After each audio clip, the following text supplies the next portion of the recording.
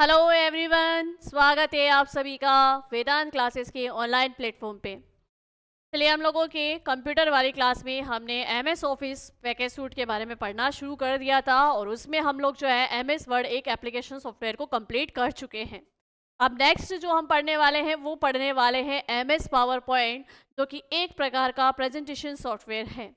भाई, MS power point की मैं बात करूं तो इसको लेके क्वेश्चंस बनते हैं कि अगर आपको एक प्रस्तुतिकरण तैयार करनी है, अगर आपको एक प्रेजेंटेशन तैयार करना है, तो आप निम्न में से एमएस ऑफिस के किस एप्लीकेशन सॉफ्टवेयर का उपयोग करेंगे। भाई, एप्लीकेशन सॉफ्टवेयर में हम बात करेंगे एमएस पावर पॉइंट की, जो कि प्रेजेंटेशन तैयार करने के लिए उपयोगी है। तो पहली चीज़ कि भाई ये एमएस पावर पॉइंट, इससे रिलेटेड हमें 3-4 बातें याद रखनी है। 3-4 बातें हमें क्या क्या याद रखनी है कि भाई एमएस पावर पॉइंट, सबसे पहले तो एक एमएस ऑफिस, एमएस ऑफिस जो कि एक पैकेज सॉफ्टवेयर था, इस एमएस ऑफिस पैकेज सॉफ्टवेयर का एक एप्लीकेशन है। कौन भाई? MS power point. ठीक है, पहली चीज़। दूसरी बात हमें याद रखनी है कि इसका यूज़ क्या है ना, इसका उपयोग किस लिए किया जाता है। तो इसका उपयोग किया जाता है प्रस्तुतिकरण या प्रेजेंटेशन तैयार करने हेतु। प्रस्तुतिकरण या प्रेजेंटेशन तैयार करने हेतु इसका यूज़ किया जाता है। और एक तरीके से ये एक प्रेजेंटेशन सॉफ्टवेयर है, प्रेजेंटेशन एप्लीकेशन सॉफ्टवेयर है। इसे हम क्या कहेंगे? प्रेजेंटेशन एप्लीकेशन सॉफ्टवेयर है। ठीक है, तो प्रेजेंटेशन एप्लीकेशन है ये। चलिए, और भाई एमएस ऑफिस का एप्लीकेशन सॉफ्टवेयर है, तो फिर जाहिर सी बात है कि इसका मतलब इसका निर्माण किससे किया होगा? माइक्रोसॉफ्ट कंपनी के द्वारा। माइक्रोसॉफ्ट कंपनी के द्वारा इसको विकसित किया गया होगा। माइक्रोसॉफ्ट कॉरपोरेशन के द्वारा विकसित एक एप्लीकेशन, प्रेजेंटेशन एप्लीकेशन सॉफ्टवेयर है ना। इस तरीके से याद रखेंगे कि माइक्रोसॉफ्ट कॉरपोरेशन द्वारा विकसित एक प्रेजेंटेशन एप्लीकेशन सॉफ्टवेयर है ये पावर पॉइंट। ठीक है भाई, जब आपको कोई जैसे आपने देखा होगा कि जब बड़ी बड़ी कंपनीज अपना कोई प्रोडक्ट लॉन्च करती है, तो उससे पहले वो उसको मार्केट में लॉन्च करने से पहले एक बहुत बड़ी ऑडियंस के सामने उसका प्रेजेंटेशन देती है कि जब ये प्रोडक्ट मार्केट में आएगा तो इससे लोगों को कितना प्रॉफिट होना है, ये लोगों के लिए क्यों उपयोगी है। तो वो एक प्रेजेंटेशन तैयार करके और बड़ी ऑडियंस के सामने उस प्रेजेंटेशन को देती है। ठीक है, तो वही चीज़ है कि कुछ छोटी छोटी चीज़ें जो आप बड़े पर्दे पर जो है लोगों के सामने, अधिक मात्रा में, अधिक संख्या वाले लोगों के सामने आप अपने प्रोडक्ट के बारे में कुछ जानकारी देना चाहते हो, तो वहाँ पर हमें जो है इस प्रेजेंटेशन सॉफ्टवेयर की बहुत ज़्यादा ज़रूरत पड़ती है। तो देखो यहाँ पर कि MS power point Microsoft corporation द्वारा तैयार किया गया एक प्रस्तुतिकरण सॉफ्टवेयर है, यानी प्रेजेंटेशन है, जिसका उपयोग स्लाइड शो तथा प्रेजेंटेशन के लिए किया जाता है। एमएस पावर पॉइंट एक जीयूआई बेस्ड एप्लीकेशन सॉफ्टवेयर है। तो चलिए यहाँ आ जाइए इस पॉइंट पे कि भाई सबसे पहले बात करें हम, तो ये जीयूआई क्या है। तो ये जीयूआई क्या है भाई? ये है यूजर वे कंप्यूटर के बीच इंटरफेस। भाई, यूज़र किस तरीके से अपनी बात कंप्यूटर को समझाता है और कंप्यूटर कैसे उसकी बात को समझकर किस तरीके से रेस्पॉन्स देता है, यानी यूज़र और कंप्यूटर के बीच जो मध्यस्थता है, यूज़र और कंप्यूटर के बीच ये संचरण जो हो रहा है, या यूज़र और कंप्यूटर के बीच जो आपसी बातचीत हो रही है, उसके बीच का कारण क्या है ना। तो इसे हम कहते हैं इंटरफेस। क्या कहते हैं भाई? इंटरफेस, है ना। और हमने पढ़ा भी था कि ऑपरेटिंग सिस्टम सॉफ्टवेयर को यदि हम इंटरफेस के आधार पे बांटे, यूज़र इंटरफेस के आधार पर ऑपरेटिंग सिस्टम सॉफ्टवेयर होता है दो प्रकार का। एक होता है जीयूआई बेस्ड और एक होता है सीयूआई बेस्ड। सीयूआई का मतलब होता है कमांड या कैरेक्टर, कमांड या कैरेक्टर यूजर इंटरफेस। ठीक है, इसको हम कमांड लाइन इंटरफेस भी कहते हैं या कैरेक्टर यूजर इंटरफेस भी कहते हैं। जहाँ हमें कंप्यूटर को अपनी कोई बात कंप्यूटर को अगर लिख कर समझानी पड़े, या हम कंप्यूटर को जो भी निर्देश दे रहे हैं वो अगर हमें कमांड देकर अगर कंप्यूटर से काम करवाना पड़ रहा है, इसका मतलब हमारे और कंप्यूटर के बीच जो आपसी बातचीत हो रही है वो एक सीयूआई बेस्ड है, यानी कमांड पे बेस्ड है। जैसे मैंने कहा कि मैंने कंप्यूटर में कीबोर्ड से टाइप किया कि ओपन दिस फाइल। ठीक है, तो यहाँ पर ये कैरेक्टर लिखे हैं, यहाँ पर मैंने क्या लिखी है? कमांड दी है। जैसे मान लो मैं मोबाइल की बात करूँ, अगर मैंने मोबाइल में लिखा कि ओपन गैलरी, तो फिर वो रेस्पॉन्स देगा, गैलरी ओपन करेगा। तो यहाँ लिख कर मैं अगर कोई बात समझा रही हूँ, इसका मतलब वो सीयूआई बेस्ड है। क्या है भाई? सीयूआई बेस्ड इंटरफेस है। और जहाँ पर हम किसी ग्राफिक्स को देखकर, ग्राफिक्स के द्वारा अगर हम इंटरफेस कर रहे हैं यूज़र और कंप्यूटर के बीच में, अगर किसी ग्राफिक्स को लेकर इंटरफेस हो रहा है, जैसे कि बहुत सारे आइकन जो है कंप्यूटर के डेस्कटॉप स्क्रीन पे होते हैं और हम डायरेक्टली उस आइकन को माउस के द्वारा क्लिक करके ओपन करते हैं और हम इस तरीके से कंप्यूटर को अपना कमांड देते हैं। जैसे हम पावर पॉइंट में भी बात करें तो पावर पॉइंट के अंदर भी जितनी कमांड्स होगी उस कमांड्स के सभी कमांड्स के क्या है, यहाँ पे ग्राफिक्स है ना। अगर आपको फ़ॉन्ट डायलॉग बॉक्स खोलना है तो फ़ॉन्ट डायलॉग बॉक्स का यहाँ पे ग्राफिक है। यहाँ पर अगर आपको क्लिप आर्ट खोलना है तो क्लिप आर्ट का यहाँ पे ग्राफिक है। तो आप उस ग्राफिक पे क्लिक करेंगे, उस चित्र पे आप क्लिक करेंगे और डायरेक्ट वो कमांड क्या हो जाएगी, लागू हो जाएगी। यानी लिख कर आपको कुछ नहीं करना पड़ रहा है। जैसे मोबाइल में भी मैं बात करूँ, हम गैलरी, मैसेज, इन सब के आइकन बने हुए हैं, व्हाट्सअप आइकन बना हुआ है ना, आप उस व्हाट्सअप आइकन पर जाके क्लिक करते हैं और आपका व्हाट्सअप ओपन हो जाता है। आप उसमें कहीं नहीं लिखते कि ओपन व्हाट्सअप, ठीक है। तो अगर आप लिखकर कमांड देते हो इसका मतलब आप CUI बेस्ड किसी चीज़ का यूज़ कर रहे हो, और अगर ग्राफिक के माध्यम से आप कमांड दे रहे हो इसका मतलब वो GUI बेस्ड है। तो यहाँ पर पावर पॉइंट प्रेजेंटेशन भी क्या है भाई, पावर पॉइंट प्रेजेंटेशन जो है वो एक प्रकार से GUI बेस्ड एप्लीकेशन सॉफ्टवेयर है। इससे पहले जो हमने वर्ड पढ़ा था वो वर्ड भी क्या था, GUI बेस्ड एप्लीकेशन सॉफ्टवेयर था, ठीक है। चलिए अब बात करते हैं कि इस MS पावर पॉइंट में बनी फाइल क्या कहलाएगी, ठीक है। तो यहाँ पर जो है या तो पहले से लिखा हुआ है, थोड़ा मैं ही बता देती हूँ आपको। चलिए पावर पॉइंट की बात चल रही है तो पावर पॉइंट में, MS पावर पॉइंट में बनी फाइल कहलाती है प्रेजेंटेशन फाइल। क्या कहलाती है, प्रेजेंटेशन फाइल कहलाएगी, ठीक है। तो यहाँ पर याद रखिएगा, सभी जितने भी आप एप्लीकेशन सॉफ्टवेयर यहाँ पढ़ेंगे अभी, जैसे कि हम वर्ड, पावर पॉइंट और एक्सेल, इन्हीं को ही डिटेल में पढ़ेंगे क्योंकि ये हमारे सिलेबस के अकॉर्डिंग है, ठीक है ना। तो यहाँ पर इन तीनों की फाइल के नाम याद आपको रखने हैं। तो यहाँ पावर पॉइंट भी पढ़ रहे हैं और साथ ही साथ में हम जो है वर्ड और एक्सेल का भी क्या कर लेंगे, कंपेयर कर लेंगे, ठीक है।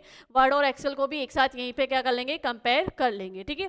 चलिए तो पावर पॉइंट में बनी फाइल क्या कहलाती है भाई, प्रेजेंटेशन फाइल कहलाती है। वर्ड हम पढ़ चुके हैं तो वर्ड में बनी फाइल क्या कहलाती है, डॉक्यूमेंट कहलाती है, डॉक्यूमेंट कहलाती है।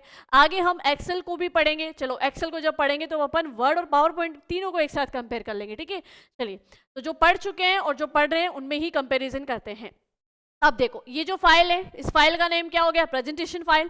बाय डिफॉल्ट फाइल का नेम क्या होगा, अगर हम बात करें कि पावर पॉइंट में बाय डिफॉल्ट फाइल नेम क्या होता है, तो बाय डिफॉल्ट फाइल नेम होता है प्रेजेंटेशन 1। क्या होता है भाई, प्रेजेंटेशन 1 होता है। By default file name presentation 1 होता है। इसी तरीके से अगर वर्ड में बात करो तो वर्ड में क्या हो जाएगा भाई, डॉक्यूमेंट 1 हो जाएगा। वर्ड में क्या होगा, डॉक्यूमेंट 1 होगा, ठीक है। चलो अब देखो कि ये जो बाय डिफॉल्ट फाइल नेम होता है ये पावर पॉइंट की विंडो पे किस जगह प्रदर्शित होता है। अभी हम पावर पॉइंट विंडो ओपन करने के तरीके भी देखेंगे, और जब पावर पॉइंट विंडो ओपन होगी तो आपको ये भी पता होगा कि ये जो किसी भी एप्लीकेशन की जो ये बाय डिफ़ॉल्ट फाइल होती है वो उसकी विंडो में टाइटल बार पे सबसे बीच में प्रदर्शित होती है ना। ये हम वर्ड में पढ़ चुके हैं। तो सेम जैसे वर्ड की फाइल थी टाइटल बार के बीच में प्रदर्शित हो रही थी, वैसे ही इसकी भी जो ये फाइल है ये कहाँ पे होगी, इसके विंडो की, पावर पॉइंट विंडो फाइल की विंडो के टाइटल बार के बिल्कुल बीच में प्रदर्शित होती है, ठीक है। चलिए अब बात करते हैं कि इस फाइल का पेज क्या कहलाएगा, फाइल का पेज क्या कहलाएगा। तो पावर पॉइंट के फाइल का पेज कहलाता है स्लाइड। क्या कहलाता है, स्लाइड, ठीक है। वर्ड का पेज क्या कहला रहा था भाई, वर्ड का पेज था डॉक्यूमेंट पेज। क्या था भाई, वर्ड का पेज था डॉक्यूमेंट पेज है। हम कह सकते हैं कि स्लाइडों का समूह या ग्रुप ऑफ स्लाइड ही क्या कहलाती है, प्रेजेंटेशन फाइल। ऐसे ही हम कह सकते हैं कि ग्रुप ऑफ डॉक्यूमेंट पेजेस वो क्या कहलाएगी, डॉक्यूमेंट फाइल, है ना। तो एक तरीके से ये प्रेजेंटेशन स्लाइड जो प्रेजेंटेशन फाइल होती है ये क्या होती है, स्लाइडों का समूह होती है ना, स्लाइडों का ग्रुप होती है। चलिए तो फाइल का पेज, फाइल पेज नेम क्या हो गया भाई, स्लाइड, और इधर वर्ड में क्या हो गया, डॉक्यूमेंट पेज। चलिए अब आगे बात करें तो फाइल के एक्सटेंशन नाम, भाई फाइल के एक्सटेंशन नेम को लेके भी जो है क्वेश्चंस आते हैं। तो देखो कि पावर पॉइंट की फाइल जो है उसका फॉर्मेट क्या होता है, उसका एक्सटेंशन नेम क्या होता है, उसका एक्सटेंशन नेम होता है .ppt या .pptx। क्या होता है, .ppt या .pptx। ऐसे ही अगर वर्ड में अपन पढ़ चुके हैं, वर्ड में क्या होगा, .doc या .docx, ठीक है। अब इनके एक्सटेंशन नेम में अगर हम बात करें तो एक्सटेंशन नेम एक्चुअल में है क्या? एक्सटेंशन नेम बताता है कि फाइल किस प्रकार की है ना, फाइल के प्रकार को, फाइल के टाइप को बताने के लिए इनका ये एक्सटेंशन नेम होता है। लाइक जैसे एक एग्जांपल दूं, एग्जांपल जैसे कि मैंने यहाँ एक फाइल का नाम लिखा है niharika.ppt, niharika.ppt। इट मीन्स कि इस फाइल नेम के बाद में जो ये एक्सटेंशन नेम लिखा हुआ है और ये एक्सटेंशन नेम टाइप बता रहा है कि ये जो निहारिका नाम की फाइल बनाई गई है ये एक प्रकार की प्रेजेंटेशन फाइल है। क्या है ये? प्रेजेंटेशन फाइल है। अगर इसी तरीके से मैं डॉक्यूमेंट की बात करूं तो डॉक्यूमेंट फाइल के लिए जैसे मैंने यहाँ लिखा neha.doc, neha.doc, नेहा तो इस फाइल का नेम हो गया, लेकिन ये फाइल बनी किस में है? ये फाइल बनी है डॉक्यूमेंट फाइल है। ये क्या है भाई? .doc बताता है कि ये डॉक्यूमेंट फाइल है, यानी ये एक वर्ड की फाइल है। ठीक है, तो फाइल का एक्सटेंशन नेम बताता है कि फाइल का टाइप क्या है, फाइल किस में बनाई गई है, वर्ड में बनाई गई है, पावर पॉइंट में बनाई गई है या एक्सेल में बनाई गई है। ठीक है, चलो फिर देखो इस फाइल के एक्सटेंशन नाम में आपको एक चीज़ और याद रखनी है कि वर्जन 2003 तक तो .ppt ही एक्सटेंशन नेम चलता था, लेकिन वर्जन 2007 से जो है प्रत्येक फाइल के एक्सटेंशन नेम में x भी जुड़ गया। अब इस x की कहानी क्या है? इस x की कहानी अपन जो है वर्ड में अच्छे से समझ चुके हैं कि भाई ये जो x है ये हाइपरटेक्स्ट मार्कअप लैंग्वेज का यूज होने के कारण हुआ है, यानी इस एप्लीकेशन सॉफ्टवेयर की कोडिंग जो है हाइपरटेक्स्ट मार्कअप लैंग्वेज के द्वारा की गई है, मतलब इसकी कोडिंग हाइपरटेक्स्ट मार्कअप लैंग्वेज में हो रखी है, इसलिए इसके फाइल के एक्सटेंशन नेम में ये x आया है। क्लियर हो गई ये बात? चलिए, तो यहाँ पर फाइल का एक्सटेंशन नाम अपन ने देख लिया और ये 2003-2007 वाला भी आपको याद रखना है। चलिए अब आगे बात करते हैं कि पावर पॉइंट फाइल को या पावर पॉइंट इस एप्लीकेशन सॉफ्टवेयर को ओपन कैसे किया जाए, इसके ओपन करने के तरीके। तो भाई ओपन करने के तरीके दो प्रकार, कैसे कैसे कि पहला तो आप इसको रन कमांड के माध्यम से भी ओपन कर सकते हैं। अब रन कमांड देने के लिए, रन कमांड से ओपन करने के लिए आपको प्रत्येक जो एप्लीकेशन है उसकी रन कमांड मालूम भी होनी चाहिए। जैसे अगर मैं बात करूं कि जो हम पढ़ चुके हैं उसी को एग्जांपल उठाते हैं। जब वर्ड की बात आई थी तो वर्ड की रन कमांड क्या थी? वर्ड की रन कमांड थी winword या word.exe, ठीक मतलब .exe। ठीक है, तो वैसे ही पावर पॉइंट की रन कमांड क्या होगी? तो रन कमांड से जब आप पावर पॉइंट विंडो को ओपन करना चाहते हैं तो कैसे करेंगे? पावर पॉइंट को कैसे ओपन करेंगे आप, या पावर पॉइंट प्रोग्राम को चालू कैसे करेंगे ना? तो रन कमांड के लिए सबसे पहले आपको कीबोर्ड से विंडो लोगो की +R की ये एक साथ प्रेस करनी है। विंडो लोगो की +R की जब आप प्रेस करेंगे, ये शॉर्टकट की जब आप लगाएंगे तो मोबाइल यहाँ पे कंप्यूटर स्क्रीन पे आपके रन बॉक्स ओपन हो जाएगा। कौन सा ओपन हो जाएगा भाई? रन बॉक्स ओपन हो जाएगा। इस रन बॉक्स में उस रन कमांड को डालना है जो प्रोग्राम आप खोलना चाहते हैं। तो हम खोलना चाहते हैं पावर पॉइंट। क्या खोलना चाहते हैं भाई? पावर पॉइंट प्रोग्राम रन करवाना चाहते हैं। तो पावर पॉइंट प्रोग्राम रन कराने के लिए हमें यहाँ पर पावर पॉइंट प्रोग्राम की रन कमांड डालनी होगी। तो यहाँ पर अगर हम बात करें इसकी रन कमांड पावर पॉइंट की, तो पावर पॉइंट की रन कमांड होती है तो पावर pnt.exe। क्या होती है? पावर pnt.exe, या आप लिख सकते हो powerpoint.exe। ठीक है, चलिए तो ये इसकी क्या होती है? रन कमांड होती है। जैसे वर्ड की बात करें, हम वर्ड को भी कंपेयर कर ही रहे हैं साथ में, तो वर्ड की बात करें तो वर्ड की रन कमांड क्या होगी भाई? वर्ड की रन कमांड होगी winword.exe। क्या होती है भाई? winword.exe। ठीक है, चलिए यहाँ पर ये .exe का मतलब क्या होता है? .exe का मतलब होता है एग्जीक्यूटेबल फाइल। क्या होता है भाई? एग्जीक्यूटेबल फाइल, है ना? तो एग्जीक्यूटेबल फाइल क्या होते हैं? एग्जीक्यूटेबल का मतलब होता है कि ये फाइल खोली जाने वाली है ना भाई? जो आपने आगे रन कमांड दे दी है उसके लिए कहा जाता है कि ये फाइल एग्जीक्यूट की जाने वाली है, ये फाइल जो है या ये प्रोग्राम जो है रन किया जाने वाला है, या ये प्रोग्राम एक्सेस किया जाने वाला है। तो एग्जीक्यूटेबल का मतलब है चालू करना या रन करना, या हम कह सकते हैं खोली जाने वाली फाइल है। ठीक है, चलिए अब आगे बढ़े। तो यह आपने रन कमांड के माध्यम से आपने पावर पॉइंट को ओपन कर लिया है। दूसरा तरीका क्या है? स्टार्ट बटन पे क्लिक कीजिए, स्टार्ट मेन्यू पे क्लिक करो। स्टार्ट मेन्यू पे क्लिक करते ही आपके सामने ऑल प्रोग्राम की लिस्ट ओपन होगी। ऑल प्रोग्राम की लिस्ट में आपको MS ऑफिस को सेलेक्ट करना है। किसको सेलेक्ट करना है? MS ऑफिस को सेलेक्ट करना है। और MS ऑफिस में आपको MS power point application software को सिलेक्ट करना है। और जैसे ही आप इस पर क्लिक करेंगे तो आपके सामने पावर पॉइंट की विंडो ओपन हो जाएगी।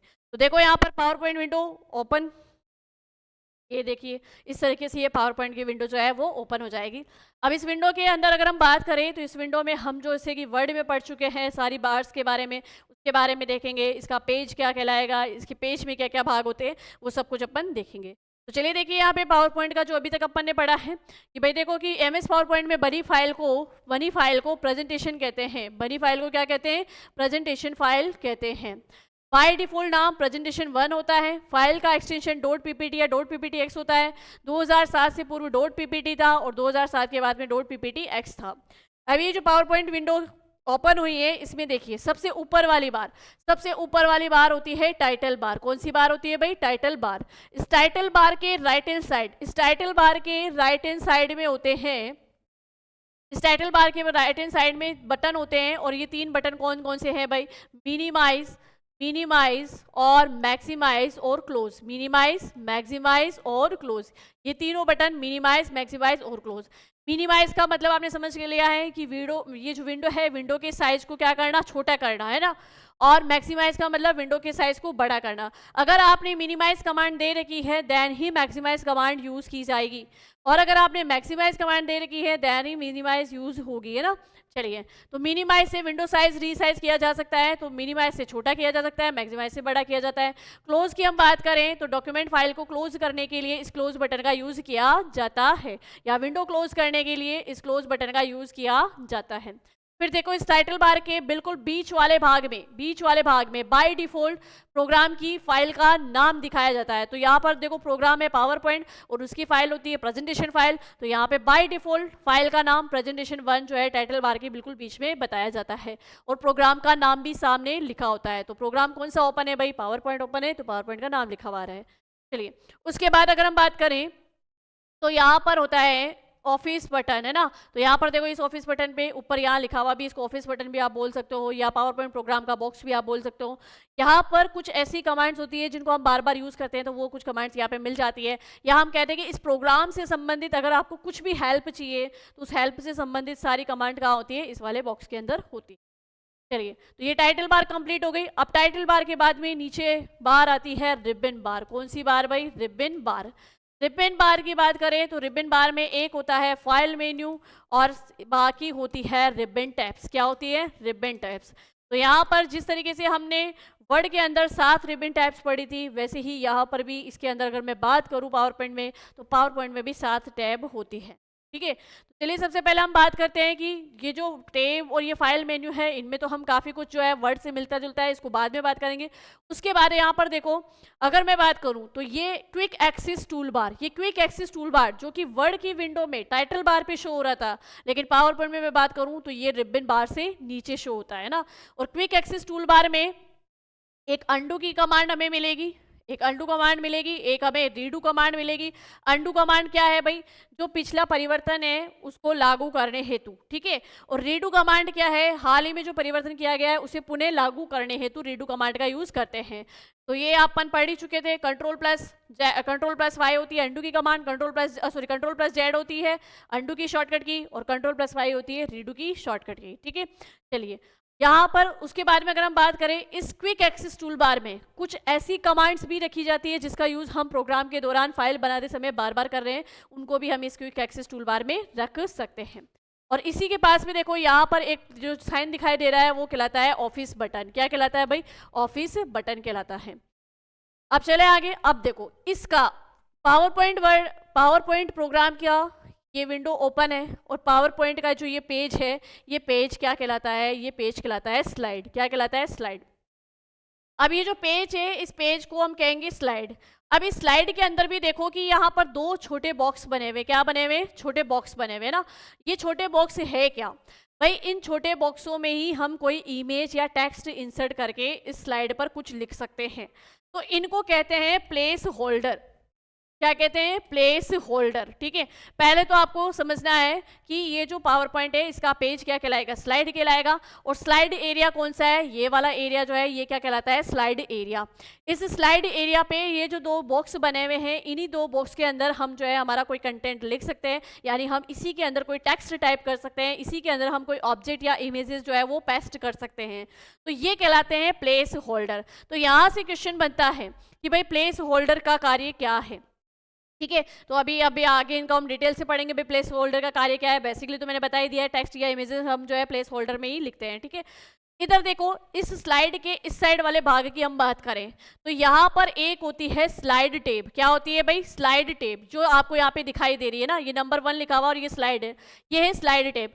यहाँ पर इस तरफ इस फाइल में आप जितनी भी स्लाइडें बनाते हो वो छोटे रूप में इस स्लाइड टेब में दिखाई देती है। तो स्लाइड टेब को एक तरीके से हम कह सकते हैं स्लाइडों का संग्रह। स्लाइड टेब को हम क्या कह सकते हैं? स्लाइडों का संग्रह। जो भी जितनी भी स्लाइड्स बनाओगे उन सभी स्लाइडों जो है वो छोटे रूप में हमें कहाँ प्रदर्शित होती है? वो प्रदर्शित होती है स्लाइड टेब में। या यूँ कह दो कि स्लाइडों की संख्या हमें कहाँ प्रदर्शित होती है? स्लाइड टेब में होती है। ठीक है, फिर देखिए ये है क्विक एक्सेस टूल बार, जिस पे हम चर्चा कर चुके हैं कि अंडू रीडू की कमांड हमें यहाँ मिलेगी। और इसी के पास में यहाँ पर देखो, यहाँ पर एक साइन और बना हुआ है, इसको कहते हैं आउटलाइन टेब। क्या कहते हैं? आउटलाइन टेब। आउटलाइन टेब में क्या होता है? आउटलाइन भाग में आपकी एक स्लाइड को पूरा बड़े रूप में दिखाया जाता है। देखो स्लाइड टेब और आउटलाइन टेब, इन दोनों में अंतर क्या है? स्लाइड टेब में प्रत्येक स्लाइड प्रदर्शित होगी। जितनी भी स्लाइड आपने बना ली है, मान लीजिए 3 बना ली है, 4 बना ली है, 5 बना ली है, तो जितनी भी स्लाइड्स आप बना चुके हो वो छोटे रूप में स्लाइड टेब पर प्रदर्शित होती है। और वर्तमान में आपकी जो स्लाइड ओपन है उसी को बड़े रूप में हम आउटलाइन टेब में देखते हैं। क्लियर है यहाँ पे? तो स्लाइड टेब और आउटलाइन टेब आपको समझ में आ गई होगी। फिर देखिए आगे अगर हम बात करें तो जो ये प्लेस होल्डर है, इस प्लेस होल्डर से एक छोटा आपको यहाँ पे देखो हॉरिजॉन्टल एक बॉक्स और दिख रहा है। ये हॉरिजॉन्टल बॉक्स जो है यहाँ पर इस प्लेस होल्डर के नीचे होता है, इस पे लिखा हुआ है देखो क्लिक टू एड नोट्स। इसको कहते हैं नोट पेन। क्या कहते हैं भाई? इसको कहते हैं इस वाले बॉक्स को नोट पेन। ठीक है, इसमें नोट्स लिखे जाते हैं, स्लाइड से संबंधित यहाँ पर क्या लिखे जाते हैं? नोट्स लिखे जाते हैं। तो क्वेश्चन बनता है कि एक स्लाइड से संबंधित नोट्स किस जगह लिखे जाते हैं? तो नोट्स पेन में लिखा जाता है। कहाँ लिखा जाता है भाई? नोट्स पेन में लिखे जाते हैं। इसको नोट्स सेक्शन भी कहा जाएगा। क्या कहा जाएगा? नोट्स सेक्शन भी कहा जाएगा। क्लियर हो गई ये बात? तो यहाँ पर देखो प्लेस होल्डर समझ में आ गया होगा, स्लाइड टेब, आउटलाइन टेब समझ में आ गई होगी।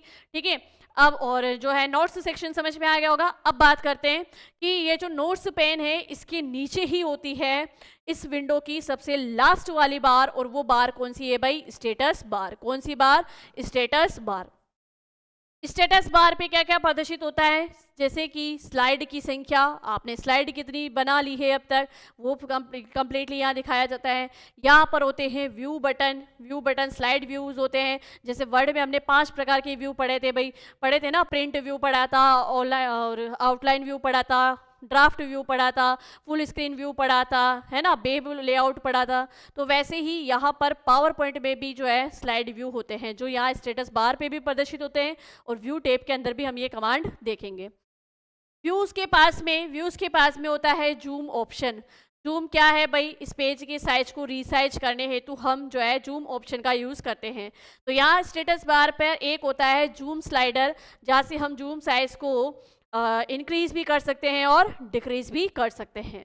क्लियर है यहाँ पे? चलिए अब बात करते हैं, हम एक एक करके सबसे पहले रिबन बार के बारे में पढ़ेंगे, है ना, और या फिर इस पावर पॉइंट में सबसे पहली चीज़ें हम पढ़ेंगे कि इस पावर पॉइंट वाले टॉपिक से जो मेन क्वेश्चंस बनते हैं पहले हम उन पे चर्चा करेंगे, और बाद में हम जो है एक एक टैब्स के बारे में पढ़ेंगे। ठीक है, चलिए तो देखो यहाँ पर आगे रन विंडो के माध्यम से या रन कमांड लिख लो आप यहाँ पे, रन विंडो के माध्यम से या रन कमांड के माध्यम से पावर पॉइंट प्रोग्राम को ओपन करने हेतु PowerPoint.exe का उपयोग किया जाता है। ये PowerPoint.exe क्या है? इसकी रन कमांड है। पावर पॉइंट की क्या है भाई? रन कमांड है। आप इसको ऐसे भी लिखोगे PowerPnt.exe, ये पावर पॉइंट की रन कमांड है। MS पावर पॉइंट की प्रेजेंटेशन के प्रत्येक पेज को स्लाइड कहा जाता है। क्या कहा जाता है? स्लाइड कहा जाता है। स्लाइड में होते हैं प्लेस होल्डर, जो कि मैंने आपको बता दिया प्लेस होल्डर। अब देखो यहाँ पर बार बार मैं MS पावर पॉइंट बोलने की बजाय ये शॉर्ट में बोलूँगी MSPP, यानी आप समझ जाना माइक्रोसॉफ्ट पावर पॉइंट के बारे में बात की जा रही है। प्लेस होल्डर क्या है? MSPP में स्लाइड पर बने आयताकार बॉक्स होते हैं जिनकी सहायता से एक स्लाइड में टेक्स्ट या किसी ऑब्जेक्ट को इंसर्ट किया जा सकता है, उन्हीं को क्या कहते हैं? Place holder. तो देखो यहाँ पर ये जो मैंने बताया ना आपको, ये दोनों बॉक्स, जिसमें एक में लिखा हुआ है क्लिक टू एड टाइटल और एक में लिखा हुआ है क्लिक टू ऐड सब टाइटल। तो इसी में हम कोई टेक्स्ट टाइप करेंगे, इसी में हम कोई ऑब्जेक्ट या इमेजेस जो है वो यहाँ पर लगाएंगे। क्लियर हो गई बात? चलो आगे बढ़े और आगे देखिएगा, नेक्स्ट बात करते हैं स्लाइड टेप। स्लाइड टेप मैंने बताया आपको कि जो स्लाइड वाला एरिया है उसके पास वाला जो ये वर्टिकल एरिया दिखाया जा रहा है ये होता है स्लाइड टेप, और यहीं पे होता है आउटलाइन टेप। ठीक है, तो स्लाइड टेप क्या है? स्लाइड टेप एमएसपीपी में प्रेजेंटेशन में बनी सभी स्लाइड को सूची को दर्शाना। मैंने कहा ना कि जितनी भी स्लाइड आपने बना ली है उन स्लाइडों को छोटे रूप में स्लाइड टेप पे प्रदर्शित किया जाता है। एक तरीके से हम उन स्लाइडों की क्या कह सकते हैं, स्लाइड की लिस्ट है वो। ठीक है, तो स्लाइड की लिस्ट कहाँ प्रदर्शित होती है? स्लाइड टेप में। ये क्वेश्चन आपके एग्जाम के पॉइंट ऑफ व्यू से इंपॉर्टेंट है। नेक्स्ट देखिए आउटलाइन टेप। एमएसपीपी प्रेजेंटेशन में बनी स्लाइड को आउटलाइन भाग में दर्शाना, मतलब जो स्लाइड आपने यहाँ बना रखी है वो स्लाइड आपको साइड में भी एक बड़े रूप में दिखाई दे रही है, तो वो है आउटलाइन टेप। यानी आउटलाइन टेप में आप एक ही स्लाइड को देख सकते हो, बस ऐसे समझ लीजिए कि आउटलाइन टेब में जो वर्तमान में आप जिस स्लाइड पे काम कर रहे हो वो आउटलाइन टेब में प्रदर्शित हो सकती है, एक ही होगी ना, एक से ज़्यादा हम प्रदर्शित नहीं कर सकते। चलिए नेक्स्ट बात करें तो नोट पेन। तो मैंने आपको बताया कि स्लाइड एरिया से नीचे एक और बॉक्स होता है जो होता है नोट पेन, जिसमें लिखा हुआ है क्लिक टू ऐड नोट्स। एक स्लाइड से संबंधित नोट्स तैयार करने हेतु का उपयोग किया जाता है, परंतु इन्हें स्लाइड शो के दौरान दर्शाया नहीं जाता है। तो जब प्रेजेंटेशन दी जाती है उस समय इस नोट पेन में लिखे हुए जो नोट्स होते हैं उनको दिखाया नहीं जाता है ऑडियंस के सामने। ठीक है, पर इन नोट्स की प्रिंट आउट करके आप ऑडियंस को दे सकते हो, ताकि जब आप प्रेजेंटेशन दे रहे हो तो कुछ चीज़ें ऐसी जो आप चाहते हो कि ये ऑडियंस के हाथ में होनी चाहिए, ऑडियंस के सामने होना चाहिए। मान लो किसी कंपनी ने मार्केट में नया प्रोडक्ट लॉन्च करना है, तो उस प्रोडक्ट से संबंधित क्या क्या मेन चीज़ें होगी जो ये चाहते हैं कि ऑडियंस इस चीज़ को अच्छे से समझ ले, तो आप क्या कर सकते हो, उन स्लाइडों की प्रिंट निकाल कर अपने ऑडियंस को आप जो है दे सकते हो। जब प्रेजेंटेशन सामने चल रही होगी तो उस समय ऑडियंस के हाथ में भी उस प्रेजेंटेशन से संबंधित कुछ बातें होगी, महत्वपूर्ण बातें होगी जो आप चाहते हो कि वास्तव में मेरी ये ऑडियंस को मतलब मेरी ऑडियंस इस चीज़ को समझे, तो वो चीज़ें उनके सामने होगी। तो वो प्रेजेंटेशन देखते समय अपने हाथों में उसको प्रिंट को रखे, यानी उस हार्ड कॉपी को रखे जो है सामने देखते रहेंगे और प्रेजेंटेशन बेहतरीन हो पाएगी। ठीक है, चलिए तो नोट्स पेन एक स्लाइड से संबंधित नोट्स तैयार करने हेतु इसका उपयोग किया जाता है, परंतु इन्हें स्लाइड शो के दौरान दर्शाया नहीं जाता है। आगे बढ़े, आगे देखिए स्पीकर नोट्स। अब स्पीकर नोट्स मतलब स्पीकर कौन होगा? जो प्रेजेंटेशन देगा, जो वक्ता होगा, है ना। तो स्पीकर नोट्स होते क्या है? ऐसी सूचनाएं जो एक वक्ता यानी स्पीकर को प्रेजेंटेशन देने के दौरान कुछ बातें याद दिलाने हेतु प्रदान की जाती है, तो वो कहलाते हैं स्पीकर नोट्स, है ना। जो प्रेजेंटेशन देने वाला है अगर वो खुद के लिए कि भाई इस प्रेजेंटेशन से संबंधित कुछ बातें हैं वो याद दिलाने के लिए बनाए गए हैं, तो वो तो कहलाएंगे स्पीकर नोट्स। फिर बात करते हैं हैंडआउट्स। ये बहुत ही इंपॉर्टेंट है, क्वेश्चंस आते हैं पावर पॉइंट के अंदर। हैंडआउट्स किसे कहते हैं? तो अभी जो मैंने आपको बताया कि आप चाहते हो कि ऑडियंस को कुछ चीज़ें उनके सामने हो, उनके हाथ में हो, मतलब आप स्लाइड्स की कुछ बातें प्रिंट आउट करके और प्रिंट निकाल के आप अपने ऑडियंस के बीच में बांट दो और फिर आप प्रेजेंटेशन दो। तो जो प्रिंट्स आपने ना अपने ऑडियंस को दी है ना, श्रोताओं को दी है, वो होती है हैंडआउट्स। ठीक है, वही क्या होते हैं? हैंडआउट्स। ठीक है, तो देखो यहाँ पे हैंडआउट्स एक प्रेजेंटेशन के दौरान ऑडियंस या श्रोताओं में बांटे गए प्रिंट आउट होते हैं क्या? हैंडआउट्स, जिन पर कुछ या सभी स्लाइड का प्रिंट होता है। अब जरूरी नहीं है कि आपके प्रेजेंटेशन में 12 से 15 स्लाइड हो और आप 15 की 15 स्लाइड के प्रिंट निकाल के ऑडियंस को दो, ऐसा कोई जरूरी नहीं है। आपको प्रेजेंटेशन के दौरान लग सकता है कि मुझे दूसरे नंबर की या 7वें नंबर की ये स्लाइड की प्रिंट तो मुझे ऑडियंस को देनी ही है ना, जो मेन चीज़ है। तो आप जो है मनचाही स्लाइडों की प्रिंट निकाल कर हैंडआउट्स के रूप में अपने ऑडियंस को दे सकते हो। अब यहाँ से प्रश्न क्या बनते हैं, ध्यान से समझना। अगर हम बात करें तो एमएसपीपी के हैंडआउट्स में 1 से 6 स्लाइड को एक पेज पर प्रिंट किया जा सकता है। कितने भाई? 1 से 6 स्लाइड को एक पेज पे प्रिंट किया जा सकता है। अब एक चीज़ यहाँ पे और याद रखिएगा, अगर ऑप्शन में 1 से 6 मिले तो ठीक है, नहीं तो ऑप्शन में 1 से 9 भी हो सकता है। ऑप्शन में 1 से 9 भी हो सकता है। ये 1 से 6 का रीज़न ये है कि अभी हम एक टेब आएगी इसके अंदर और इंसर्ट टेब जो आएगी उसमें अगर हम बात करेंगे वहाँ पर हमें हैंडआउट का ऑप्शन मिलेगा, सॉरी स्लाइड शो टेप जो आएगी वहाँ हमें हैंडआउट का ऑप्शन मिलेगा। तो वहाँ हैंडआउट के जो आइकन बना हुआ है उस आइकन पर यहाँ पर ये 6 स्लाइडें प्रदर्शित की गई है। तो इस तरीके से पूछा जा सकता है कि हैंडआउट्स वाले बॉक्स में कितनी स्लाइडें प्रदर्शित होती है और आप प्रिंट कितने की निकाल सकते हो। तो आप देखो मिनिमम 1 स्लाइड की प्रिंट करके भी देख सकते हो और मैक्सिमम आप 6 से 9 स्लाइडों की भी प्रिंट करके आप दे सकते हो। तो ये आपको याद रखना है, ऑप्शन में 1 से 6 मिले तो ठीक, नहीं तो 1 से 9 तो मिलेगा ही मिलेगा। ठीक है, चलिए अब बात करते हैं मास्टर स्लाइड। मास्टर स्लाइड कौन सी होती है? जो सबसे पहले नंबर वाली स्लाइड होती है। ऐसा समझ लो कि एक बुक का जो सबसे फ्रंट कवर होता है वही क्या है? Master slide. ठीक है, मतलब एक तरीके से बता रही हूँ मैं ना। अब जो ये मास्टर स्लाइड है, मेनली इसका वर्क क्या है, इसको मास्टर स्लाइड क्यों कहा जा रहा है? इस स्लाइड पे आप जो भी परिवर्तन करोगे, लाइक आपने मान लो इस पे पेज नंबर डाल दिए, वो पेज नंबर ऑटोमेटिकली सारे पेजेस पे आ जाएगा, यानी बाकी सारी स्लाइडों पे आ जाएगा।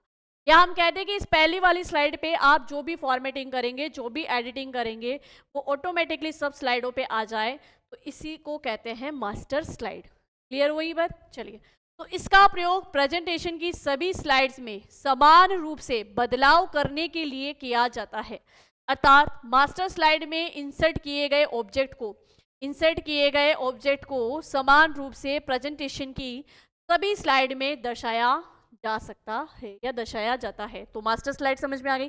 देखो अब पावर पॉइंट में मेन तो यही है, पावर पॉइंट वाले टॉपिक में मेन चीज़ें तो यही है, इन पे ही क्वेश्चंस बनते हैं। स्पीकर नोट्स क्या है, हैंडआउट्स क्या है, स्लाइड टेब में स्लाइड की लिस्ट प्रदर्शित की जाती है, आउटलाइन टेब में वर्तमान स्लाइड को प्रदर्शित किया जाता है, मास्टर स्लाइड क्या है, तो इन पे ही प्रश्न बनते हैं ना। ठीक है, चलिए, तो ये मेन चीज़ें हैं। अब आगे चलते हैं। अब हम क्या पढ़ेंगे? Title bar. टाइटल बार को तो पढ़ाने की जरूरत नहीं है, टाइटल बार सेम जैसी हमने वर्ड में पढ़ी वैसी की वैसी ही है भाई। वही 3 बटन है, मिनिमाइज, मैक्सिमाइज, क्लोज, तो वो अपन पढ़ चुके हैं ना। अब हम डायरेक्ट बात कर रहे हैं रिबन बार पे। कहाँ बात करेंगे भाई? हम रिबन बार पे बात करेंगे। और रिबन बार में मैं अगर बात करूँ तो रिबन बार को हमने 2 भागों में बांट के पढ़ा है। कोई भी प्रोग्राम है उसकी रिबन बार 2 भागों में बटी होती है। रिबन बार को हम 2 भागों में बांटे तो रिबन बार में एक आता है फाइल मेन्यू, तो फाइल मेन्यू भी कह सकते हैं, इसको मेन्यू बटन भी कह सकते हैं। ठीक है, और इसके अलावा हम पढ़ेंगे रिबन टैब। क्या पढ़ेंगे भाई? Ribbon tab. तो सबसे पहले हम बात कर ले फाइल मेन्यू। तो फाइल मेन्यू जो हमने वर्ड में पढ़ा था, सेम वैसी की वैसी कमांड या पावर पॉइंट के फाइल मेन्यू में होगी। फाइल मेन्यू के अंदर अगर हम बात करें तो जैसे कि फाइल मेन्यू एमएसपीपी में फाइल से संबंधित कार्य करने हेतु, अब फाइल से संबंधित कार्य क्या क्या हो सकता है? एक नई फाइल या एक नई प्रेजेंटेशन फाइल क्रिएट करने हेतु न्यू कमांड का यूज किया जाता है। भाई ये कमांड तो अपन ने वहां पे भी तो पढ़ी है ना वर्ड के अंदर, तो सेम वही जो वर्ड के फाइल मेन्यू में कमांड थी वो की वही यहाँ पर होगी। ठीक है, चलिए, तो इसमें देखिएगा सबसे पहले कमांड मिलती है हमें न्यू कमांड। तो एक नई प्रेजेंटेशन फाइल क्रिएट करने हेतु, एक नई प्रेजेंटेशन फाइल, न्यू कमांड का तो आप ऐसे समझ लो, एक नई प्रेजेंटेशन फाइल क्रिएट करने हेतु, एक नई डॉक्यूमेंट फाइल क्रिएट करने हेतु, एक नई स्प्रेडशीट फाइल करने हेतु, मतलब जो प्रोग्राम है उस प्रोग्राम की जो फाइल है उस एक नई फाइल आपको बनानी है तो न्यू कमांड का यूज करेंगे। और इसकी शॉर्टकट की क्या होगी? इसकी शॉर्टकट की होगी Ctrl+N। क्या होगी भाई? Ctrl+N। ओपन, पहले से सेव की गई फाइल को खोलने हेतु, पहले से सेव की गई फाइल को खोलने हेतु ओपन कमांड का यूज करते हैं Ctrl+O। Ctrl+O शॉर्टकट की है। क्लियर है यहाँ पे? चलिए, उसके बाद में सेव कमांड।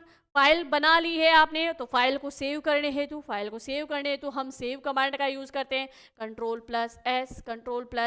ठीक है, सेव कमांड पहले से सेव की गई फाइल को रीनेम करने हेतु, यानी पहले से सेव की गई फाइल को आप खोलेंगे, उसमें किसी प्रकार का कोई चेंजेस करेंगे और फिर से उसको नए नाम से सेव करेंगे। ठीक है, तो पहले से सेव की गई फाइल को रीनेम करने हेतु हम सेवेज कमांड का यूज करते हैं, जिसकी शॉर्टकट की होती है F12। क्या होती है भाई? F12 होती है। प्रिंट, बनी हुई फाइल की प्रिंट निकलवाने हेतु हम प्रिंट कमांड का यूज करते हैं Ctrl+P शॉर्टकट की होती है। Ctrl+P शॉर्टकट की है। एग्जिट का मतलब है कि प्रोग्राम से ही बाहर आ जाना, पूरे प्रोग्राम से ही क्या हो जाना? बाहर आ जाना, तो एग्जिट कमांड का यूज करते हैं। क्लियर है यहाँ पे? तो ये इस प्रकार की कमांड जो है हमें कहाँ मिलेगी? फाइल मेन्यू में मिलेगी। और वैसे हमें अगर शॉर्टकट की याद है तो हमें फाइल मेन्यू ओपन करने की जरूरत ही नहीं पड़ेगी। चलिए, अब बात करते हैं कि पावर पॉइंट के अंदर जो है 8 रिबन टैब्स होती है। कितनी टैब्स होती है? 8 नहीं भाई, 7 ही रिबन टैब्स होती है। वर्ड में भी 7 ही थी, इसमें भी कितनी है? 7 ही है। ठीक है, तो देखो, home tab, slide show tab, insert tab, review tab, view tab, अच्छा हाँ भाई बिल्कुल 8 टेब होगी। पावर पॉइंट के अंतर्गत जो है 8 टेब होती है। सबसे पहले आएगी होम टेब। यहाँ पर क्रम से नहीं लिखा हुआ है तो मैं एक बार यहाँ क्रम से लिख देती हूँ। सबसे पहले होम टेब जो कि वर्ड के अंदर भी थी। दूसरे नंबर पे इंसर्ट टेब जो कि वर्ड के अंदर भी थी। तीसरे नंबर पे तीसरे नंबर पे यहाँ पर टेप्स चेंज हो जाएगी। तो तीसरे नंबर पे अगर मैं टेप की बात करूँ तो डिज़ाइन टेप, कौन सी टेप भाई? Design tape. एक आएगी यहाँ पर ट्रांजिशन टेप, कौन सी टेप भाई? ट्रांजिशन टेप, ठीक है। और एक यहाँ पर होगी एनिमेशन टेप, कौन सी टेप भाई? Animation tape, animation tape. और एक होगी यहाँ पर स्लाइड शो टेप, कौन सी टेप? स्लाइड शो टेप, ठीक है। और लास्ट की 2 टेप होगी रिव्यू एंड व्यू, कौन सी होगी? Review and view. 7वें नंबर पे रिव्यू और 8वें नंबर पे व्यू टेप, ठीक है। चलिए अब देखो, home tab, insert tab, review tab और व्यू टेप, ये चारों टेप तो वर्ड के अंदर भी थी, वर्ड के अंदर भी थी ना। चलिए तो ये चारों टेप वर्ड और पावर पॉइंट में कॉमन होती है, और आगे हम एक्सेल में बात करें तो एक्सेल में भी कॉमन होती है। तो तीनों प्रोग्राम में home tab, insert tab, review tab और व्यू टेप, ये चारों तो कॉमन है। अब वर्ड में अगर मैं बात करूं तो वर्ड में आपको एक टेप मिली थी पैराग्राफ टेप, है ना, सॉरी पेज लेआउट टेप। एक आपको कौन सी मिली थी? पेज लेआउट टेप मिली थी। एक आपको कौन सी मिली थी? मेलिंग टेप मिली थी। और एक आपको कौन सी मिली थी? रेफरेंसेस टेप मिली थी, है ना। तो ये अलग है वर्ड में ना। तो वर्ड की टेप्स कौन कौन सी है? Page layout tape, mailing tape और रेफरेंसेस टेप, ठीक है। वैसे ही यहाँ पर पावर पॉइंट के अंदर 4 अलग टेप और है। वो 4 अलग टेप कौन सी है? डिज़ाइन टेप है, ट्रांजिशन टेप है, एनिमेशन टेप है और स्लाइड शो टेप है, ठीक है। तो इस तरीके से आप टेप को भी याद रख सकते हैं।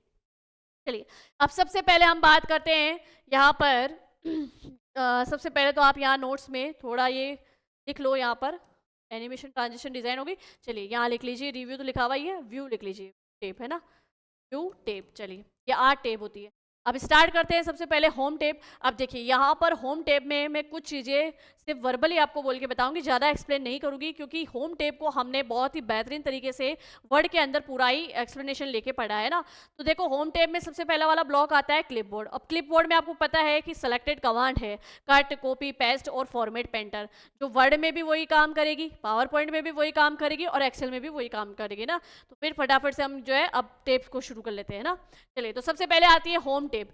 एमएस पावर पॉइंट प्रेजेंटेशन के अंतर्गत टेक्स्ट एडिटिंग एंड फॉर्मेटिंग से संबंधित कार्य हेतु जो है होम टेप का यूज किया जाता है। इस होम टेब में निम्न ब्लॉक आते हैं। होम टेब में कौन कौन से ब्लॉक है? देखो क्लिपबोर्ड जो कि आपने देखा कि वर्ड के अंदर भी यही क्लिपबोर्ड था। इस क्लिपबोर्ड में कट की कमांड होती है। कट की कमांड की भाई एक जो है कंटेंट को एक स्थान से हटाने के लिए, है ना, कट कमांड का यूज़ किया जाता है। तो कट की शॉर्टकट की होती है Ctrl+X। कट की शॉर्टकट की क्या है भाई? Ctrl+X, ठीक है। तो कट कमांड हो गई। फिर बात करते हैं पेस्ट कमांड। पेस्ट यानी कि एक ऑब्जेक्ट, मतलब एक ऑब्जेक्ट या कंटेंट या टेक्स्ट को कहीं से भी आपने कॉपी कर लिया या कट कर लिया और अब उसको आप दूसरी जगह चिपकाना चाहते हो, तो पेस्ट कमांड का यूज़ करते हैं ना। तो कंट्रोल कमांड, पहली चीज़ तो कट कमांड, कट की क्या हो गई भाई? Ctrl+X। फिर बात करी हमने पेस्ट कमांड की शॉर्टकट की हो गई Ctrl+V। क्या हो गई भाई? Ctrl+V। अब देखिए यहाँ पर आती है कंट्रोल हो गया, कट हो गया, सॉरी कट, पेस्ट और कॉपी, ठीक है। अब कॉपी कमांड यानी कि एक ही टेक्स्ट, एक ही ऑब्जेक्ट, एक ही इमेज या एक ही कंटेंट की आप मतलब कॉपी करना चाहते हैं तो कॉपी कमांड का यूज़ करेंगे, जिसकी शॉर्टकट की होती है Ctrl+C। क्या होती है भाई? Ctrl+C, ठीक है। चलिए फिर बात करते हैं, इसमें एक कमांड थी फॉर्मेट पेंटर, यानी आपने एक टेक्स्ट पे जो भी फॉर्मेटिंग की गई है, लाइक जैसे मैं लूँ कि यहाँ पे देखो कि ये जो लिखा हुआ है, जैसे इसको लेते हैं ना, फ़ॉन्ट लिखा हुआ है। इस फ़ॉन्ट में ये अक्षर जो टाइप किए गए हैं, इन पे मैंने इनका साइज क्या रखा है, वो मैंने किस कलर में लिख रखा है, इन पे मैंने कौन सा इफेक्ट डाल रखा है या किस स्टाइल में मैंने इसको लिख रखा है, तो वो इसकी क्या कहलाएगी? फॉर्मेटिंग। अब इन वाले फॉन्ट पे जो मैंने फॉर्मेटिंग की है, मैं चाहती हूँ कि वैसी की वैसी फॉर्मेटिंग इन वाले शब्दों पे भी आ जाए, इस वाले शब्द पे भी आ जाए। तो यहाँ पर की गई फॉर्मेटिंग को यहाँ पर कॉपी करने हेतु, जैसे मैं एक एग्जांपल बहुत अच्छे से और समझा देती हूँ आपको। लाइक मान लो कि मैंने यहाँ पर एक शब्द लिखा है और मैंने इस शब्द में प्रत्येक ये जो अल्फ़ाबेट्स लिखे हैं इनका मैंने साइज रखा है 14। कितना रखा है? 14। और देखो यहाँ पर आपको ये सारे शब्द कैसे दिखाई दे रहे? तिरछे दिखाई दे रहे। यानी मैंने इन पे इटैलिक स्टाइल, कौन सी भाई? इटैलिक स्टाइल बना रखी है, ठीक है। और मैंने देखो इसको रेड कलर से लिखा है, तो मैंने यहाँ पर रंग रेड दे रखा है। अब मैं चाहती हूँ कि इटैलिक स्टाइल, रंग रेड और साइज 14, ठीक है, ये का यही इस पे आ जाए, इस पे हो जाए, ये शब्द भी उसी तरीके की फॉर्मेटिंग में हो जाए, तो मैं क्या करूँगी? फॉर्मेट पेंटर का यूज़ करूँगी। तो यहाँ पर आप याद रख सकते हो कि एक टेक्स्ट पर की गई फॉर्मेटिंग को दूसरे टेक्स्ट पर कॉपी करने हेतु हम फॉर्मेट पेंटर का यूज़ करते हैं। किसका यूज़ करते हैं? फॉर्मेट पेंटर का यूज़ करते हैं, जिसकी शॉर्टकट की होती है control plus shift plus F. क्या होती है? Control plus shift plus F इसकी फॉर्मेट पेंटर की शॉर्टकट की होती है। तो भाई कट, कॉपी, पेस्ट और फॉर्मेट पेंटर, ये चारों कमांड हमें कहाँ मिलती है? क्लिपबोर्ड के अंदर। अब ये क्लिपबोर्ड देखो मैंने वर्ड में एक्सप्लेन कर दिया है, यहाँ आपको पावर पॉइंट में एक्सप्लेन कर दिया है। अब मैं एक्सेल में इसको एक्सप्लेन नहीं करूँगी, क्योंकि एक्सेल में भी सेम इसका वर्क वही है, वही कमांड है, वही वर्क रहना है। चलिए आगे, चलिए अब आगे देखो होम टैब में नेक्स्ट ब्लॉक आता है स्लाइड। कौन सा ब्लॉक आता है भाई? Slide block. इस स्लाइड ब्लॉक में एक कमांड आती है न्यू स्लाइड। कौन सी कमांड आती है? New slide. यहाँ आप थोड़ा सा अच्छे से समझना, न्यू स्लाइड की बात आ रही है तो न्यू स्लाइड कमांड से हम जो है क्या कर सकते हैं? दो स्लाइडों के बीच में एक नई स्लाइड ला सकते हैं, या एक स्लाइड के बाद में एक नई स्लाइड और ला सकते हैं। अब स्लाइड वाली कमांड से हमें क्या याद रखना है? देखो क्वेश्चन पावर पॉइंट में ये दोनों ही इंपॉर्टेंट है। अगर आपसे कहे कि एक नई प्रेजेंटेशन फाइल बनाने हेतु, एक नई प्रेजेंटेशन फाइल क्रिएट करने हेतु या तैयार करने हेतु या बनाने हेतु किस शॉर्टकट की का यूज़ किया जाएगा? तो एक नई प्रेजेंटेशन फाइल करनी ना आपको, उसके लिए शॉर्टकट क्या की होगी? Control plus N. क्या होगी भाई? Control plus N. और दूसरा क्वेश्चन इसी पावर पॉइंट प्रेजेंटेशन वाले में ध्यान रखना, एक नई स्लाइड इंसर्ट करने हेतु, एक नई स्लाइड इंसर्ट करने हेतु किस शॉर्टकट की का यूज़ किया जाता है? तो कंट्रोल प्लस एम। किसका किया जाएगा भाई? Control plus M. और अगर आपसे पूछे कि एक स्लाइड की डुप्लीकेट स्लाइड बनाने हेतु, एक स्लाइड की डुप्लीकेट स्लाइड क्रिएट करने हेतु या डुप्लीकेट कॉपी क्रिएट करने हेतु किस शॉर्टकट की का यूज़ किया जाता है? तो कंट्रोल प्लस डी। क्या होगी भाई? Control plus D. ये तीनों शॉर्टकट की आपको याद रखनी है, जिसमें सबसे ज़्यादा कंफ्यूज करती है control plus N, control plus M.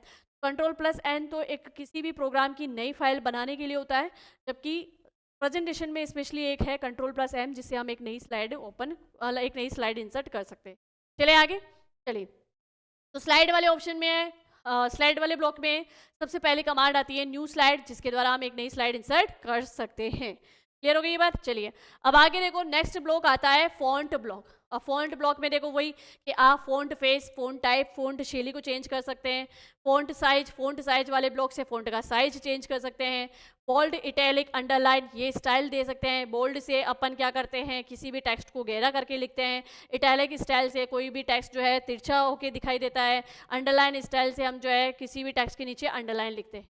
फिर आता है स्ट्राइक थ्रू। तो स्ट्राइक थ्रू आपको समझ में आ ही गया होगा कि स्ट्राइक थ्रू का मतलब है दो शब्दों के बीच में एक लाइन देना, जिससे वो शब्द क्या हो? कटा हुआ दिखाई दे, ठीक है। एक ऑप्शन यहाँ पर हमें इस देखो इस पावर पॉइंट के अंदर थोड़ा अलग मिलता है, वो मिलता है कैरेक्टर स्पेसिंग का ऑप्शन। ये कैरेक्टर स्पेसिंग का ऑप्शन हमें वर्ड की होम टैब के फॉन्ट ब्लॉक में नहीं मिला था।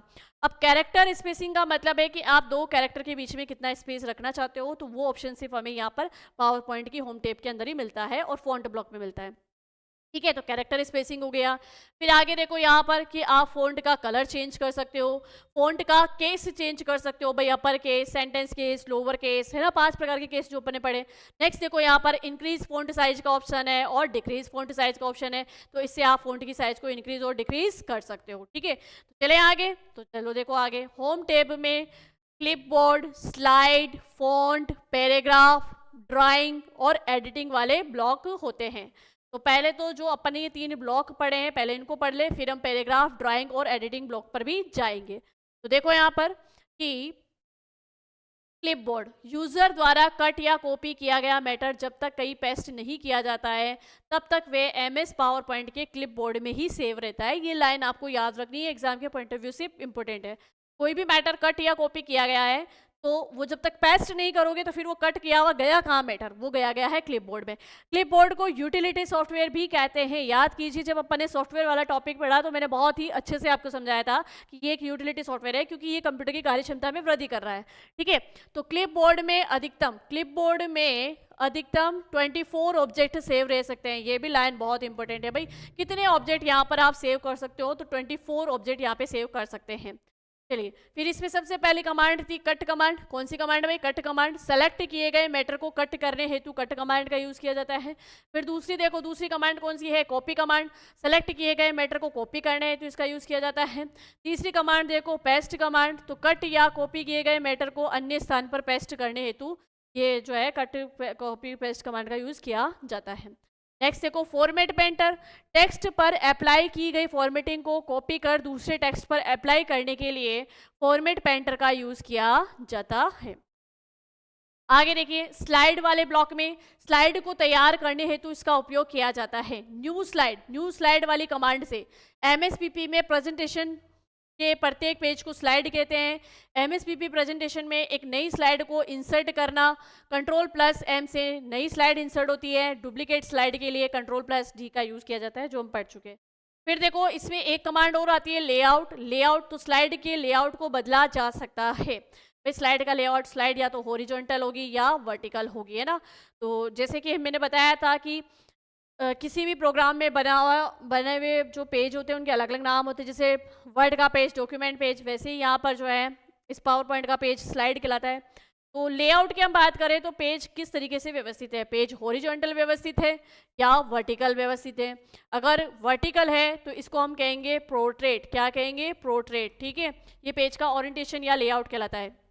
और अगर हॉरिजॉन्टल है तो इसको कहेंगे लैंडस्केप। क्या कहेंगे? लैंडस्केप कहेंगे। तो बाय डिफॉल्ट अगर स्लाइड का लेआउट बात करें तो स्लाइड का लेआउट होता है पोर्ट्रेट, को हम लैंडस्केप में चेंज कर सकते हैं।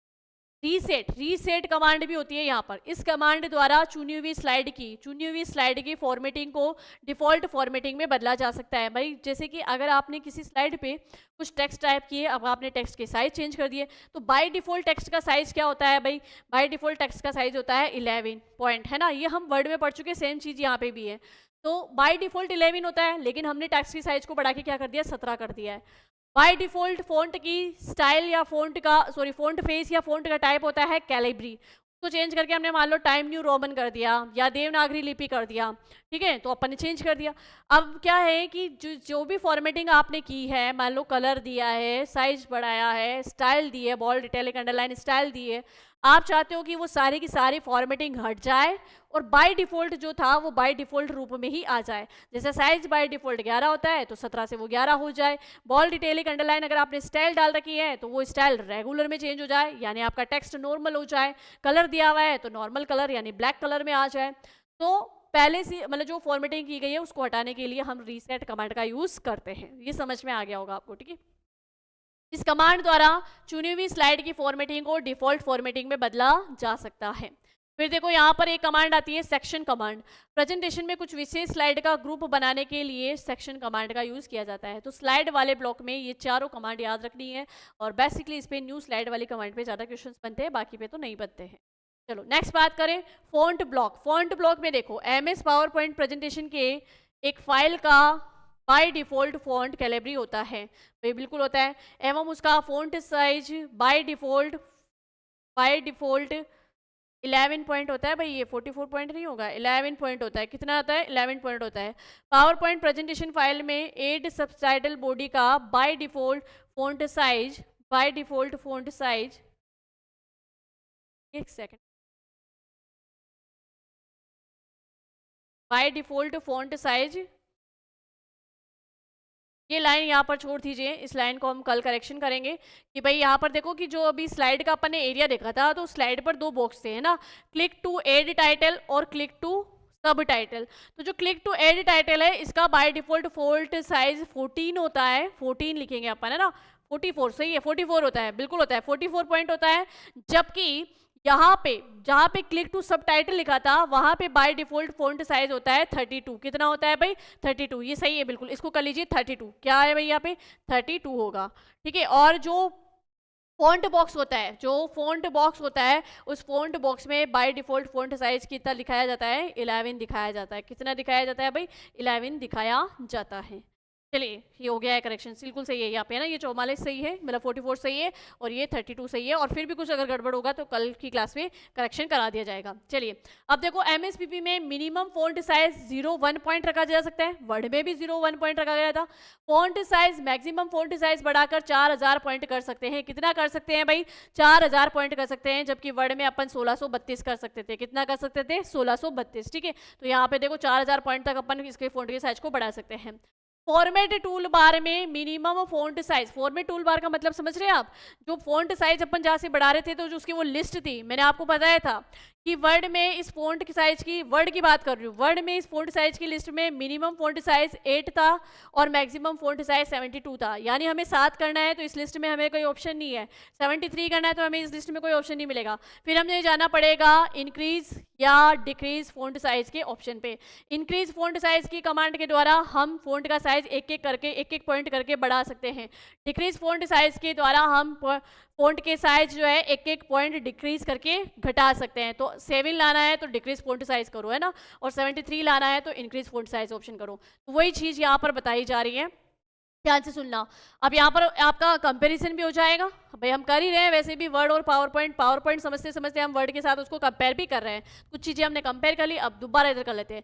देखो वर्ड की इस फॉन्ट लिस्ट में मिनिमम फॉन्ट साइज 8 होता है। पावर पॉइंट की भी इस फॉर्मेटिंग टूल बार में मिनिमम फॉन्ट साइज जो है वो 8 होता है, लेकिन मैक्सिमम फॉन्ट साइज में अंतर है। वर्ड का मैक्सिमम फॉन्ट साइज 72 था, जबकि पावर पॉइंट में यहाँ पर होता है 96। कितना होता है भाई? 96। तो ये चीज़ें आपको याद में रखनी है। क्लियर है? कर लोगे भाई? 96 और 72 याद रखिएगा, इनसे क्वेश्चंस बनते हैं, इनसे क्वेश्चंस बनते हैं ही हैं। चलिए अब देखो फॉन्ट स्टाइल। फॉन्ट स्टाइल होती है 4 प्रकार की। कौन कौन सी? रेगुलर, बोल्ड, इटैलिक और अंडरलाइन। रेगुलर, बोल्ड, इटैलिक और अंडरलाइन, ठीक है। ये 4 प्रकार की फॉन्ट की स्टाइल होती है। अब ये जो 4 प्रकार की फॉन्ट की स्टाइल होती है, इसमें आपको याद रखना है कि बाय डिफॉल्ट फॉन्ट स्टाइल क्या होती है भाई? रेगुलर होती है। फिर बात कर रहे हैं फॉन्ट इफेक्ट की, तो फॉन्ट इफेक्ट होता है सब स्क्रिप्ट, सुपर स्क्रिप्ट और स्ट्राइक थ्रू, ठीक है। सब स्क्रिप्ट का मतलब आपने समझ लिया होगा कि किसी भी एक टेक्स्ट के नीचे ना किसी नंबर या टेक्स्ट को लाने हेतु, है ना, आधार में लाने हेतु, जैसे मैंने यहाँ लिखा H2O, तो ये नंबर 2 यहाँ आधार में कैसे आया? सब स्क्रिप्ट के द्वारा।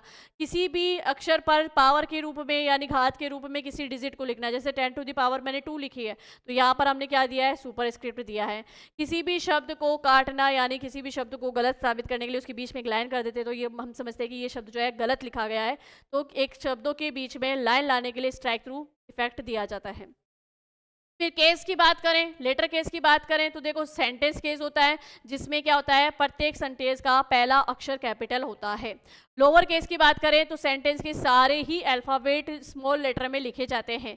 अपर केस की बात करें तो सारे ही लेटर कैपिटल लेटर में लिखे जाएंगे। टॉगल केस में बात करें तो प्रत्येक सेंटेंस के प्रत्येक अक्षर का, प्रत्येक सेंटेंस के प्रत्येक अक्षर का पहला लेटर छोटा और बाकी सारे लेटर कैपिटल, बाकी सारे लेटर कैपिटल। टॉगल केस में क्या होता है? पहला अक्षर छोटा और बाकी सारे लेटर कैपिटल होते हैं प्रत्येक शब्द के, है ना। सेंटेंस में भले 5 शब्द हो तो 5 शब्दों के पहले लेटर तो स्मॉल और बाकी सारे लेटर कैपिटल होंगे। इसके जस्ट अपोजिट होता है कैपिटलाइज ईच वर्ड। इसके जस्ट अपोजिट कौन सा कैसे होता है? Capitalize each word. Capitalize each word में क्या होगा कि प्रत्येक शब्द का पहला लेटर कैपिटल होगा, बाकी सारे स्मॉल होंगे, बाकी सारे स्मॉल लेटर में होंगे, ठीक है। समझ में आ गई ये बात? चलिए तो हम सेंटेंस मतलब लेटर केस के द्वारा हम जो है फॉन्ट का केस भी चेंज कर सकते हैं। अब देखो आगे फॉन्ट वाले ब्लॉक में हमें एक ऑप्शन जो मैंने कहा कि यहाँ पावर पॉइंट में ही नया मिला है, हमें वर्ड में नहीं था। फॉन्ट ब्लॉक के अंदर होम टैब के फॉन्ट ब्लॉक में अगर हम वर्ड की बात करें तो वहाँ कैरेक्टर स्पेसिंग का ऑप्शन नहीं था, लेकिन यहाँ है कैरेक्टर स्पेसिंग। दो कैरेक्टर के मध्य स्पेस को व्यवस्थित किया जा सकता है कैरेक्टर स्पेसिंग के माध्यम से।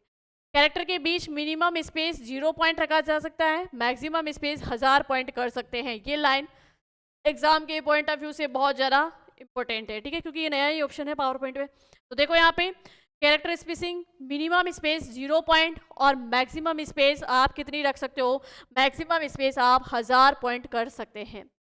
डिफ़ॉल्ट कैरेक्टर स्पेसिंग क्या होती है, नॉर्मल होती है। डिफ़ॉल्ट कैरेक्टर स्पेसिंग नॉर्मल होती है, जिसको हम loose, very loose, tight, very tight में चेंज कर सकते हैं, ठीक है। तो देखो ये loose, loose, very loose, tight, more spacing में चेंज कर सकते हैं, ठीक है। चलिए नेक्स्ट ब्लॉक आता है पैराग्राफ ब्लॉक। इस ब्लॉक के अंदर निम्न कमांड होती है। तो पहले अपन चलते हैं भाई पैराग्राफ ब्लॉक में, जैसे कि मैं यही बता देती हूँ, बुलेट्स का यूज़ कर सकते हैं, है ना, बुलेट्स यूज़ कर सकते हो आप, मल्टीपल लिस्ट यूज़ कर सकते हो, ये सब हम वर्ड में पढ़ चुके हैं ना। मल्टीपल लिस्ट यूज़ कर सकते हो। बुलेट्स का मतलब समझते ही हैं आप कि भाई जितने भी लाइन्स आपने टाइप की उसके सामने आप कोई विशेष प्रकार का चिन्ह लगाना चाहते हो, एरो का साइन लगाना चाहते हो, स्टार का साइन लगाना चाहते हो, @ का साइन लगाना चाहते हो, जो भी विशेष प्रकार के चिन्ह यूज़ करना चाहते हो उनको कहते हैं बुलेट्स। तो एक कंटेंट में आप बुलेट्स का यूज़ कर सकते हो पैराग्राफ ब्लॉक के बुलेट्स कमांड के द्वारा। मल्टीपल लिस्ट का यूज़ कर सकते हो, नंबरिंग का यूज़ कर सकते हो, किसका यूज़ कर सकते हो भाई, नंबरिंग का यूज़ कर सकते हो। तो भाई ये पैराग्राफ ब्लॉक जो कि आगे है वहाँ पर, यहाँ पे भी दिख रहा हो पर ये साफ दिख रहा नहीं दिख रहा पता नहीं। तो पैराग्राफ ब्लॉक में सबसे पहले हम बुलेट, नंबरिंग और मल्टीपल लिस्ट का यूज़ कर सकते हैं। इसके अलावा हमें जो है आगे ऑप्शन मिलता है किसका, अलाइनमेंट का। तो अलाइनमेंट मैंने सभी को बता दिया है। अलाइनमेंट का मतलब होता है कि मार्जिन लाइन से आपने पैराग्राफ को किस तरह व्यवस्थित कर रखा है। तो मार्जिन लाइन से पैराग्राफ की व्यवस्था या पैराग्राफ को लिखने का तरीका कहलाता है अलाइनमेंट। अगर मैं बात करूं वर्ड की, तो वर्ड के अंदर जो है 4 प्रकार के अलाइनमेंट देखे थे। एक हमने देखा लेफ्ट अलाइनमेंट, जहाँ पे मार्जिन लाइन के बाईं ओर ही पैराग्राफ लिखा होता था, वो कहलाता है लेफ्ट अलाइनमेंट, जिसकी शॉर्टकट की होती है Ctrl+L, ठीक है। अगर पैराग्राफ राइट मार्जिन की तरफ व्यवस्थित है तो राइट अलाइनमेंट होगा, जिसकी शॉर्टकट की होगी Ctrl+R। अगर मार्जिन लाइन से बिल्कुल बीचों बीच, दोनों मार्जिन लाइन से बिल्कुल बीचों बीच अगर है तो वो कहलाएगा सेंटर अलाइनमेंट। कौन सा अलाइनमेंट, सेंटर अलाइनमेंट, जिसकी शॉर्टकट की होती है Ctrl+C, क्या होती है, सॉरी Ctrl+E, क्या होती है Ctrl+E। इसके अलावा एक अलाइनमेंट अपन ने देखा था जस्टिफाई अलाइनमेंट। मार्जिन लाइन, दोनों साइड की मार्जिन लाइन से बराबर दूरी पर अगर पैराग्राफ व्यवस्थित है तो वो कहलाता है जस्टिफाई अलाइनमेंट, जिसकी शॉर्टकट की होती है Ctrl+J, ठीक है। तो ये 4 प्रकार के अलाइनमेंट तो हमने वर्ड में भी देखे थे। अब देखो 5वें प्रकार का अलाइनमेंट, पावर पॉइंट में एक प्रकार का अलाइनमेंट और होता है। जब अगर आप पैराग्राफ को इस तरह कॉलम के रूप में व्यवस्थित करना चाहते हैं, यानी पेज पर आपका कंटेंट इस तरह कॉलम के रूप में व्यवस्थित होकर आए, तो उसको कहते हैं डिस्ट्रीब्यूटेड अलाइनमेंट। क्या कहते हैं भाई, डिस्ट्रीब्यूटेड अलाइनमेंट। इसकी कोई शॉर्टकट की नहीं होती है। तो कंपेयर कर लीजिए, वर्ड में अलाइनमेंट 4 प्रकार के, राइट, लेफ्ट, सेंटर, जस्टिफाई, जबकि पावर पॉइंट में 5 प्रकार के, राइट, लेफ्ट, जस्टिफाई, सेंटर और डिस्ट्रीब्यूटेड, है ना, सेंटर और डिस्ट्रीब्यूटेड। इस सेंटर या डिस्ट्रीब्यूटेड को कॉलम भी कहते हैं भाई, डिस्ट्रीब्यूटेड को कॉलम अलाइनमेंट्स भी कह सकते हो, ठीक है। तो 5 प्रकार के अलाइनमेंट होते हैं पावर पॉइंट में। चलिए अब आगे बात करें तो एक ऑप्शन मिलता है इस पैराग्राफ वाले ब्लॉक में कॉलम का। किसका ऑप्शन मिलेगा भाई, कॉलम का ऑप्शन, है ना।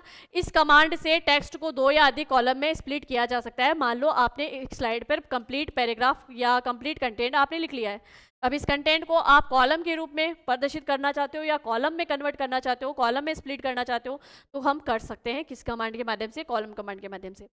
नेक्स्ट बात करते हैं लाइन स्पेसिंग। तो लाइन स्पेसिंग समझ में आई गई है आपको, वर्ड में भी अपन ने पढ़ा था कि एक पैराग्राफ की 2 लाइनों के बीच में आपको कितना स्पेस रखना है। तो वो लाइन स्पेसिंग कमांड के द्वारा हम जो है पैराग्राफ की 2 लाइनों के बीच में स्पेस को कवर कर सकते हैं। ये कवर करने का मतलब स्पेस दे सकते हैं। MS पावर पॉइंट में प्रत्येक लाइन के बीच छोड़े जाने वाले स्पेस को लाइन स्पेस कहा जाता है। पावर पॉइंट में by default line spacing 1 point से लेकर 30 पॉइंट तक हो सकता है। कितना हो सकता है भाई, 1 पॉइंट से लेकर आप 30 पॉइंट तक रख सकते हो।